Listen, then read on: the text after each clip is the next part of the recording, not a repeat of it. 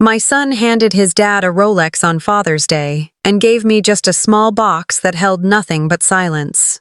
At 65, I knew better than to expect fairness, but that sting cut deep. Without hesitation, I decided it was time to show them the strength behind my quiet sacrifices. This was only the beginning of a storm that would change everything in our family. Before I continue the story, please subscribe to the channel and leave a comment letting me know where you're watching from. Father's Day morning in our quiet Houston neighborhood felt deceptively peaceful. The sun rose lazily over the rows of modest houses, birds chirped softly, and the scent of freshly brewed coffee floated through my kitchen window. But beneath the calm surface, a quiet tension simmered, one I had learned to recognize over the years but never dared to voice aloud. I watched my son carefully that morning, his eyes gleaming with the excitement of presenting gifts, his smile a little too rehearsed. I knew what was coming. He handed my husband a gleaming Rolex watch, the kind of gift that said wealth, success, and pride all at once. The watch sparkled in the sunlight, catching the light in ways that seemed almost designed to impress.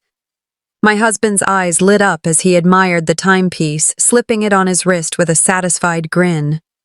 I smiled politely, but inside my heart tightened.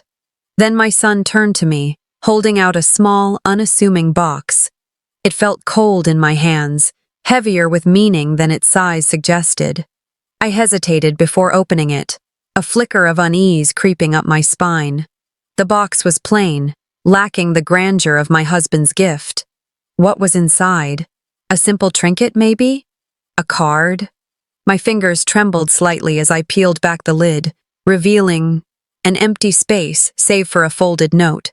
No sparkling jewels, no expensive keepsake, just a thin piece of paper. The note was brief, polite, but distant. No warmth, no real acknowledgement. I placed the box down quietly, my mind swirling with questions I hadn't dared to ask. Over the years, I'd quietly funded every step of my son's journey. Tuition fees, emergency medical bills, even his rent when he first moved out. I'd been the invisible bank account, the silent supporter behind the scenes.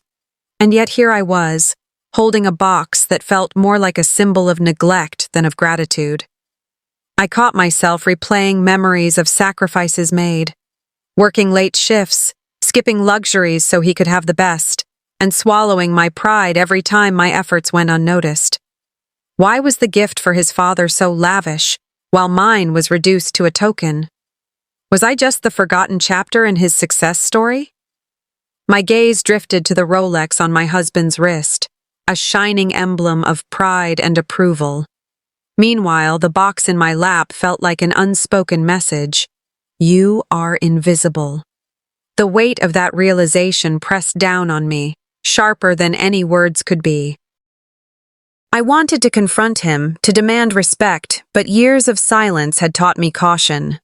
The family peace felt fragile, and I was wary of shattering it with a confrontation I wasn't sure I was ready to fight.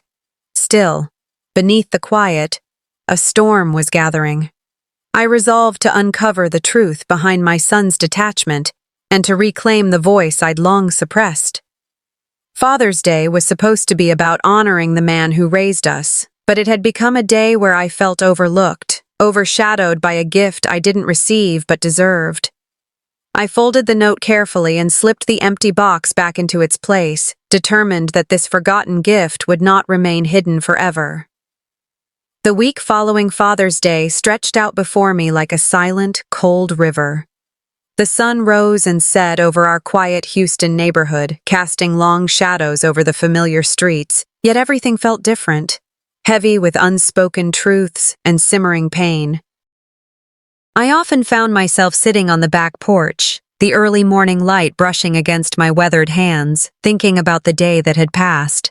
The day my son gave his father a Rolex, a gleaming testament to wealth and approval, while I was handed a small box, a token so empty in comparison that its silence shouted louder than words ever could.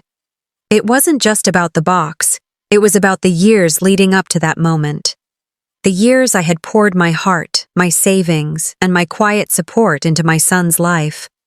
I remembered countless nights awake, worrying about tuition payments, medical bills, emergencies I had quietly covered without a word. Every sacrifice was made in the hope that he would someday see me not just as a provider, but as a mother deserving respect and gratitude. But that day, all I felt was overlooked, invisible. I replayed the memories, each like a small wound reopening. I remembered the time his car broke down during a freezing winter night, and I spent hours on the phone arranging a tow and covering the repairs.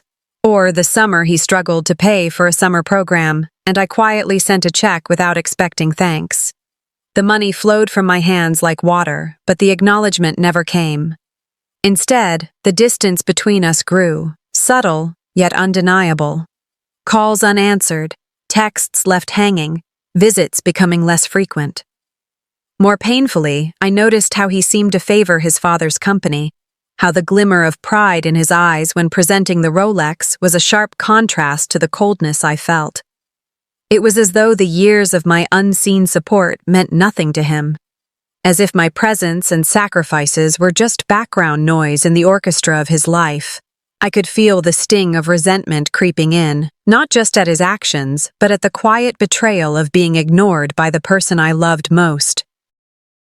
Yet, despite the growing hurt, I remained silent, not because I lacked the courage to speak, but because I knew the power of patience. I had learned over decades to wield silence like a shield, to observe rather than confront rashly. I was gathering strength, watching the cracks form in the carefully constructed facade of our family. I was waiting for the moment when my voice would be too loud to ignore. Inside, I battled with a storm of emotions, sadness, anger, disappointment. But beneath it all was a core of resilience. I was not a woman who would crumble quietly in the shadows. My silence was not weakness. It was a quiet power, a promise to myself that I would not be dismissed any longer. They might not see me now, but soon they would have to. As the days passed, the tension simmered beneath the surface, and I began to quietly prepare for the confrontation that was coming. The truth about my unacknowledged support and the son's dismissive attitude would no longer remain hidden. I had plans, subtle but firm, to reclaim my place, not just as the mother who gave, but as the woman who demanded respect. The storm was coming, and when it broke, nothing would be the same. The weight of silence hung thick in the air as I sat at the kitchen table, the hum of the evening cicadas outside barely masking the tension inside my own home. I avoided looking at my son, Marcus, who sat across from me, his gaze fixed on his phone as if I were invisible. The silence between us was louder than any argument, a quiet chasm that had been growing wider each day since Father's Day. It was a heaviness I'd learned to carry, a burden I had borne with stoic patience, until now. For years, I had chosen silence over confrontation, hoping that peace within our family was worth swallowing my pride. I reminded myself that sometimes endurance was a strength, that speaking out could only fracture what little harmony remained. But that night, the memories of all those suppressed moments crashed upon me with relentless force. I thought back to the times I'd set aside my own needs to fund Marcus's tuition, pay for emergencies he never spoke about, or cover the bills quietly without expecting thanks. My sacrifices were invisible to him, and painfully to myself sometimes. The breaking point came sharply into focus. It wasn't a dramatic scene, but a subtle, cutting moment that left a mark deeper than any harsh words. At a family gathering, Marcus had openly dismissed my contributions. A passing comment to his father about how Mom's help was just charity, not real support. The words stung like a cold wind, chilling the very marrow of my resolve.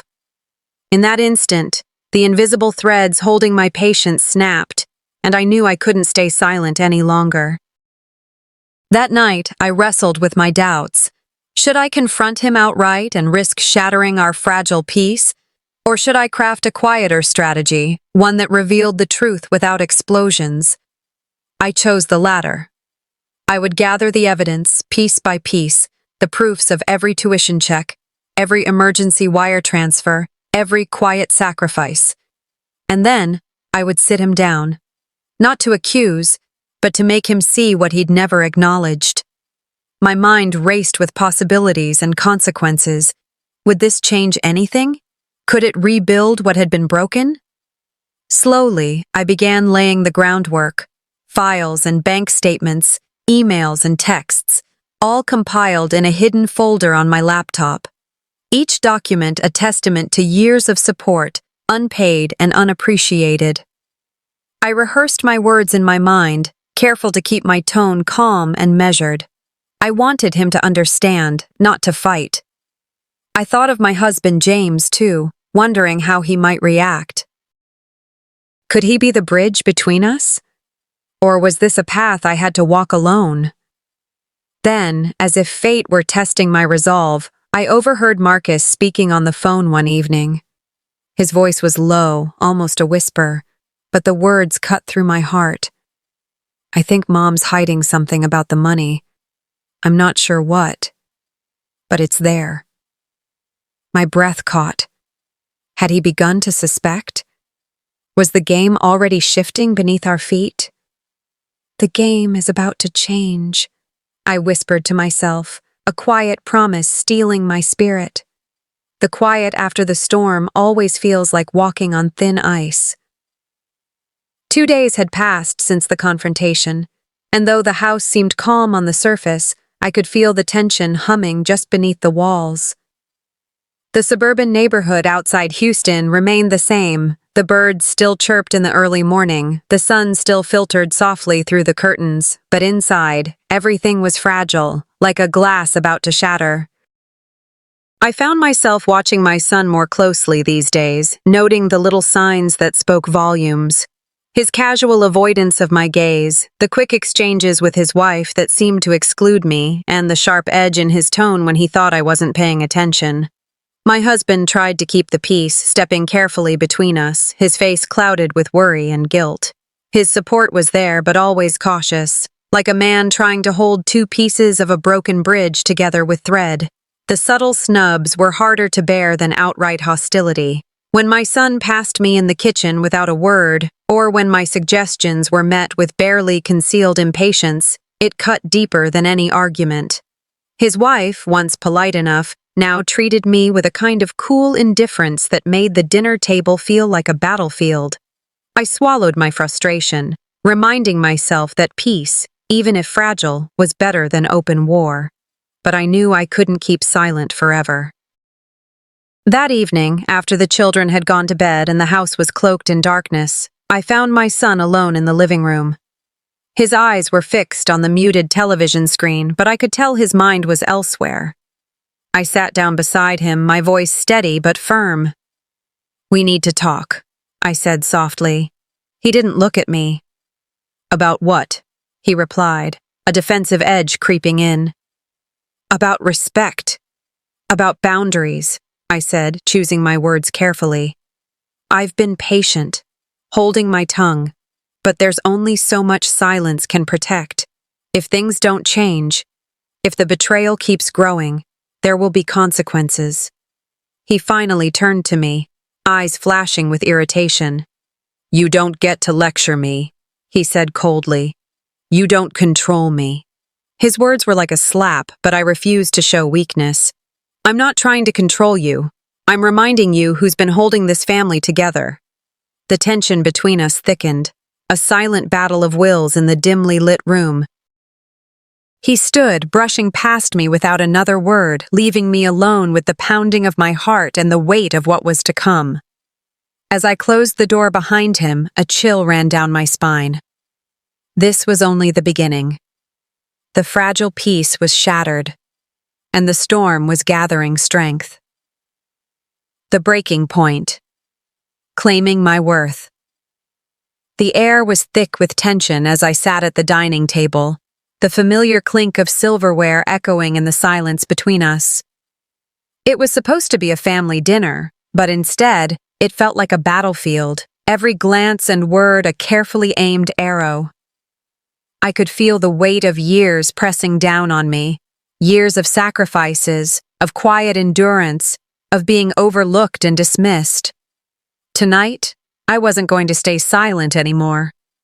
My son, Jacob, was seated across from me, his eyes flickering with impatience and something almost smug. The Rolex he had given his father on Father's Day gleamed on the elder man's wrist, a symbol that seemed to mock the small, empty box I'd received. But I wasn't here to dwell on the past tonight. I was here to reclaim my voice, my dignity. Taking a deep breath, I spoke, my voice steady but resolute. Jacob, I need you to hear me. For years, I've supported you, through school, through emergencies, through every moment you needed me. I never asked for recognition, but I will not be sidelined any longer. He frowned, leaning back in his chair, clearly unsettled by my boldness. Mom, you're making a big deal out of nothing, he said dismissively. Dad and I have a different relationship. You don't have to take it personally. But it is personal, I replied, feeling the frustration bubbling beneath my calm exterior. I am your mother. I deserve respect and acknowledgement, not silence and avoidance. The room felt charged, the rest of the family caught in the uncomfortable quiet that had settled over us. My husband watched cautiously, his expression unreadable. Jacob's wife, Melissa, shifted in her seat, her eyes darting between us. Jacob's defense was swift and arrogant. I've worked hard for everything I have. You think I don't appreciate what you've done. I just have my own way of showing it. Your way has been to ignore me, I said, voice firm. Pretending I don't exist in your life while you flaunt gifts for your father.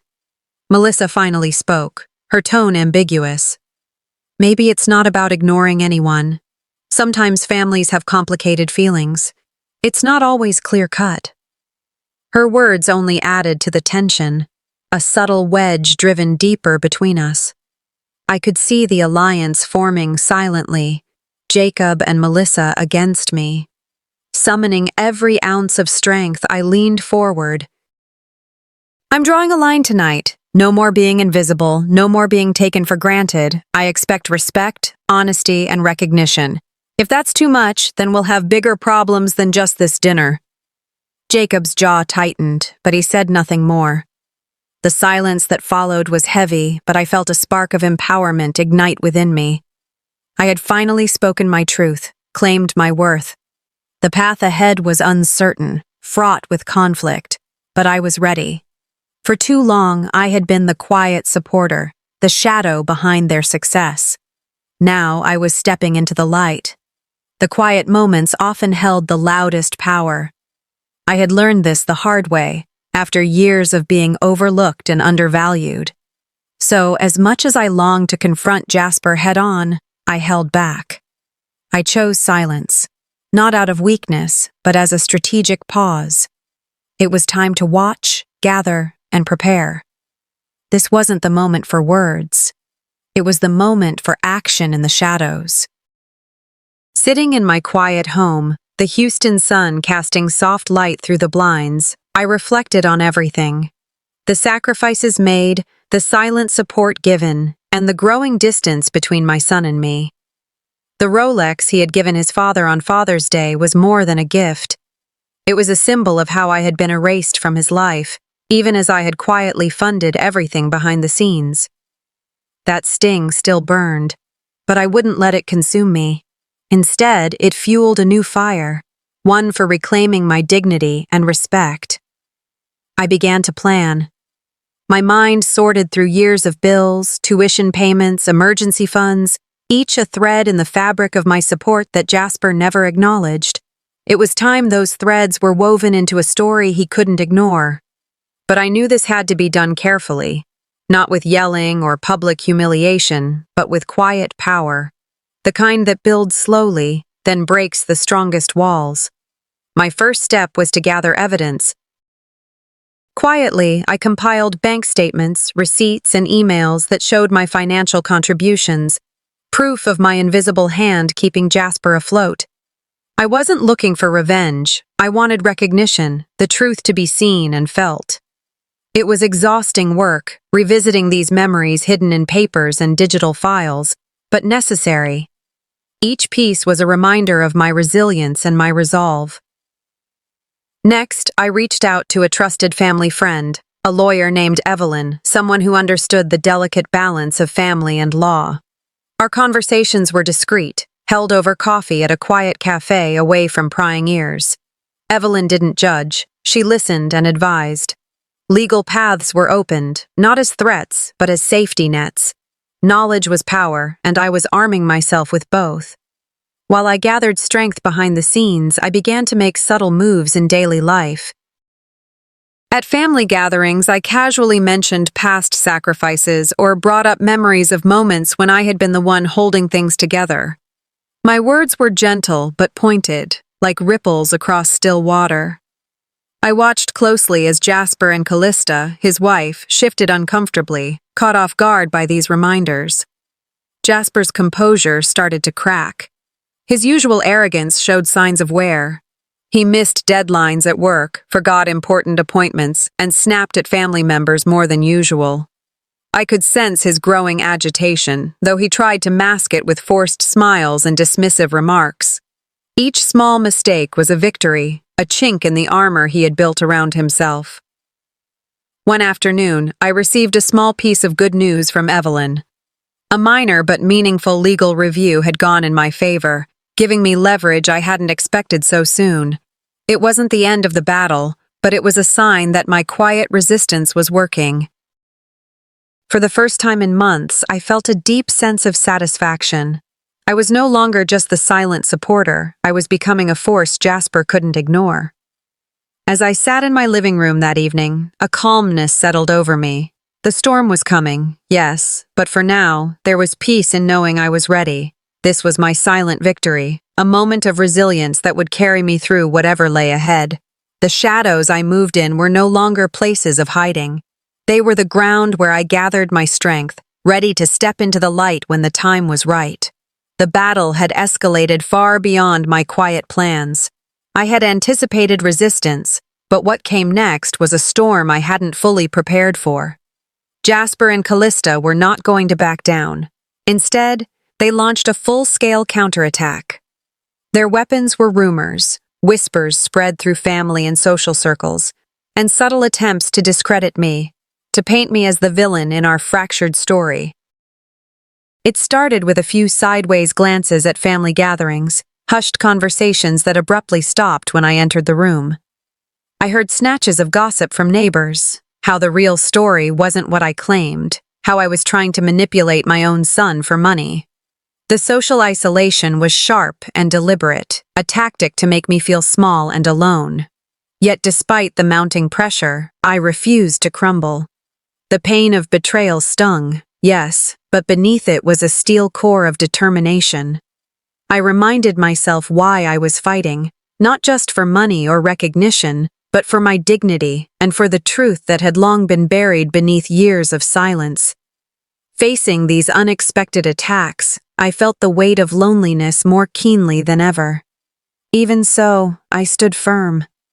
I thought about the years I had silently carried the burdens of this family, the sacrifices made in quiet corners, and I knew I had to hold my ground no matter the cost. This was no longer just about Jasper, it was about reclaiming my own voice. With Evelyn's guidance, I crafted my responses carefully. Every legal document, every conversation with allies was a calculated move, a silent but sharp counterstrike. I wasn't loud or confrontational. I was tactical and measured. Slowly but surely, I began to chip away at the fortress Jasper and Callista had built around their version of reality. At family events, tension crackled in the air. Heated words were exchanged, accusations flew beneath polite veneers. But I remained composed, choosing my words with precision. My calmness was a weapon, exposing their hypocrisy without descending into their chaos. It was a balancing act, resisting the urge to lash out while making sure my message was clear and impossible to ignore. Then came the turning point. A critical piece of evidence surfaced, a document Jasper had overlooked, a proof of funds that linked directly to the lavish Rolex gift and the lifestyle he had maintained thanks to me. The revelation rocked the family dynamics. Suddenly, the facade Jasper had maintained began to crumble, his confidence shaken. I watched as cracks appeared openly in his demeanor, defensive, erratic, unable to maintain his usual arrogance. The social whispers turned to stares, and the rumors shifted focus. The advantage was mine now, and with it came a deep sense of satisfaction and vindication. I wasn't just a silent victim anymore. I was a force to be reckoned with. This chapter marked a fierce escalation in our battle, one where my silent strength began to outshine their aggressive tactics. The war was far from over, but I had taken a decisive step forward. The evening air was thick with anticipation as our family gathered under one roof once again. What was meant to be a simple dinner to ease tensions quickly spiraled into a storm of raw emotions. The living room, usually a place of quiet comfort, transformed into a battleground. I stood up, my hands steady despite the pounding of my heart. The eyes of everyone present, from my husband to distant relatives, fixed on me. With the evidence in hand, carefully gathered receipts, bank statements, and correspondences, I laid bare the truth. Jasper's Rolex wasn't just a gift bought out of generosity. It was funded by me, silently, for years. The same years I had been brushed aside, ignored. Jasper's face flickered with surprise, then hardened in denial. Callista's lips pursed, trying to muster a defense, but cracks in their facade were undeniable.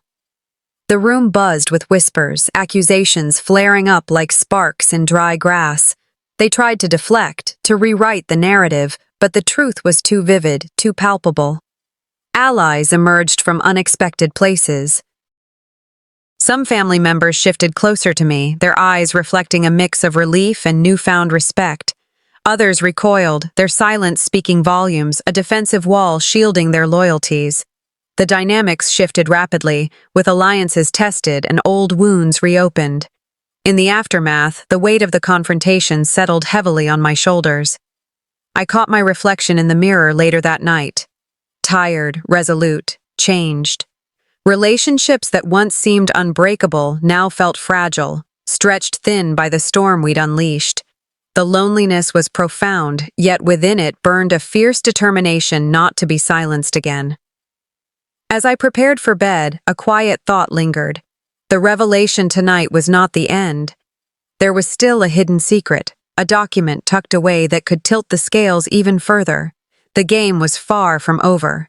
The aftermath of the family showdown lingered in every corner of our lives, like an echo refusing to fade. At first, the reactions were raw and unfiltered. Some relatives expressed regret, quietly admitting they hadn't seen the full picture before. Others dug their heels deeper, unwilling to shift their loyalties or acknowledge the truth that had shaken our foundation. The house felt heavier, conversations more strained. The divides among us weren't just about money anymore. They were about respect, betrayal, and the fragile bonds of family. It was as though an invisible chasm had opened, swallowing the warmth we once took for granted. Alone in my room, I felt the weight of isolation settle on me like a shroud. The sting of betrayal mixed with a strange sense of empowerment. I remembered all the sacrifices I'd made, countless hours spent worrying, the quiet payments for tuition, emergencies, and that hidden fund for the Rolex. Those memories were both a balm and a wound, reminding me how unseen I had become. Yet, amid the loneliness, there were subtle signs that cracks were forming in the opposition's armor. Jasper's usual arrogance wavered in fleeting moments, slips in his carefully crafted mask. Callista, too, showed glimpses of guilt when she thought no one was watching. These small fractures hinted at a shifting tide, a possibility that their facade might crumble. In my quiet moments, I nurtured a steady resolve. This was far from over. The fight for dignity, respect, and justice was just beginning. I weighed my options: legal steps, social strategies, emotional resilience. Each path was fraught with challenges, but I felt a growing fire within me, one that wouldn't be easily extinguished. As the night deepened, an unexpected message arrived, a subtle signal from a long-trusted family friend offering support and a vital piece of information that could turn the tables yet again. It was a lifeline, a flicker of hope in the darkness, promising that I was not alone. The game had changed once more. The first steps toward justice were never easy, especially when the battlefield was my own family. Sitting in the sterile office of the family lawyer, I felt a mixture of resolve and cautious hope. This wasn't just about money anymore. It was about reclaiming my dignity, the respect that had long been denied to me. I handed over documents, quietly but firmly laying the groundwork for what would be a difficult fight ahead. News of the legal proceedings rippled through our community and family. Reactions varied wildly. Some relatives approached me with quiet support, their eyes reflecting a mix of sympathy and admiration. Others, however, whispered behind my back, their words sharp with judgment and disbelief. The social backlash was palpable, but it only strengthened my resolve to see this through. Back at home, I took time to reflect on who I was beyond this battle. The woman who had sacrificed so much was not just a victim, she was a survivor, a mother who refused to be erased. I reached out tentatively to a few family members, hoping to rebuild bridges where possible. Some conversations were awkward, cautious, but they carried a thread of hope.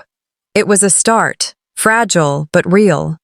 Meanwhile, the consequences for those who had betrayed me began to unfold.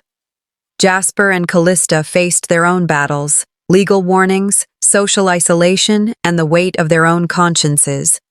I heard whispers of apologies, half-hearted and grudging, but even refusals and breakdowns from those unwilling to admit fault were a part of this story. Justice was slow but inching forward. In the quiet moments, I found a new strength growing within me. The journey had changed me, deeper, wiser, more resolute. I planned for a future where peace of mind would not be a distant dream but a daily reality. Independence was no longer a hope but a tangible goal. As the chapter closed, a new door creaked open, a hint at a next challenge, a new chapter yet to be written. The future remained uncertain, but for the first time in a long time, I faced it with anticipation rather than fear. The house felt heavier than ever, like the walls themselves were burdened by the weight of unsaid words and cracked trust. I stood in the living room, the center of this quiet storm, preparing myself to face the family I once believed was unbreakable. My son, Mark, sat rigid on the worn sofa, his eyes darting between me and his wife, Lisa, who sat beside him with arms crossed, a fortress of silence and defiance. "I need you both to listen," I began, my voice steady but firm. "This isn't just about money or gifts anymore. It's about the respect and honesty that should hold a family together. For years I stayed silent. I watched, I gave, I hoped. But silence has its limits." Mark's face tightened, and Lisa's glare sharpened, but I pressed on. "The lies, the betrayal, they've gone too far. You tried to make me invisible, but I'm here, and I won't be sidelined." The room seemed to shrink under the weight of my words. Mark's defenses crumbled slightly as he muttered, "You don't understand." "I understand more than you think," I cut in gently, refusing to be interrupted. "I know about the secrets, the whispers behind my back, the dismissive looks, and I know what it's like to love and be pushed aside." Lisa's eyes flickered, and she looked away, unable to meet mine. The tension escalated into a volley of accusations, regrets, and raw emotions. Old wounds were reopened, and new ones were carved out. Yet, amid the chaos, a few cracks showed in their facades. Mark's voice softened as he confessed, "Maybe I was wrong, but it's hard to admit." I nodded, sensing the fragile moment. This is not just about blame. It's about healing, if you're willing. Later, as the house settled into uneasy quiet, I reflected on the storm we had weathered. Forgiveness wasn't immediate. Trust wasn't restored overnight. But boundaries had been drawn, and a path forward was quietly taking shape. I reminded myself, not all wounds heal completely, but peace is possible. As I prepared to leave the room, a message appeared on my phone, a note from a distant relative hinting at an old family secret long buried. A new challenge, a new chapter was waiting. The journey was far from over. The house was quiet now, the echoes of past conflicts settling like dust on old furniture. The family dynamics had shifted, some relationships quietly mended, others permanently altered. I had learned to accept the distance where forgiveness was not possible, understanding that peace sometimes comes with letting go. The silence that once felt heavy now offered a space to breathe and to heal. It was in that stillness I began to see the true depth of my own strength, a strength born not from battles won or lost, but from the decision to reclaim my peace. I sat by the window one afternoon, watching the Houston skyline blur beneath a gentle rain. The city's familiar hum was distant, muffled by the storm. In the quiet, I found myself reflecting on the years I had poured into my family, often unnoticed, unappreciated. Yet, despite the wounds and betrayals, I did not feel defeated. Instead, I felt a renewed sense of purpose. The woman who once sought approval and acknowledgement now stood firmly on her own ground, her worth no longer tied to the validation of others. The journey had been painful, yes, but necessary. I was no longer the silent supporter in the background. I had become the author of my own story. Each day brought small victories, moments of genuine laughter shared with friends, the comforting routine of tending my garden, and the quiet satisfaction of volunteering at the local community center. These simple acts stitched together a new life, one rich with meaning and self-love. I rediscovered passions long neglected, learned to find joy in solitude, and welcomed the calm that came from being true to myself. My mornings were no longer filled with worry over family dramas, but with hope for what the day might bring. New chapters unfolded quietly, but steadily. Invitations to book clubs became regular. Afternoon coffees with neighbors turned into meaningful conversations, and the tentative beginnings of new friendships reminded me that life could bloom again, free from the shadows of old wounds. I even found the courage to explore interests I had shelved for decades: painting classes, community theater, and writing groups. These experiences rekindled a light within me, a flame that refused to be extinguished by past hardships. I carried with me the lessons etched deep by experience, the importance of setting boundaries, the strength found in silent resilience, and the profound power of self-forgiveness. I realized that forgiveness was not always about reconciliation, but about freeing myself from the chains of bitterness. These insights, I hoped, would resonate with others who might walk a similar path. I wished for every mother, every woman who had felt invisible, to know that their voice mattered, that healing was possible even after the deepest betrayals. As the sun set, painting the sky with hues of gold and rose, I whispered a gentle promise to myself, to continue forward with hope, grace, and an open heart. The road ahead was uncertain, but it was mine to travel. I would no longer allow the past to define me. Instead, I would embrace the future, rich with possibility and new beginnings. As I close this chapter of my life, I want to share something from the heart. Family isn't always easy. Sometimes the people closest to us can hurt us the most. But through pain and struggle, I learned the power of standing firm, setting boundaries, and reclaiming my own worth. My hope is that you see in my story the importance of self-respect and the courage it takes to demand it. Have you ever felt overlooked or taken for granted by those you love? How did you handle it? I'd love to hear your thoughts.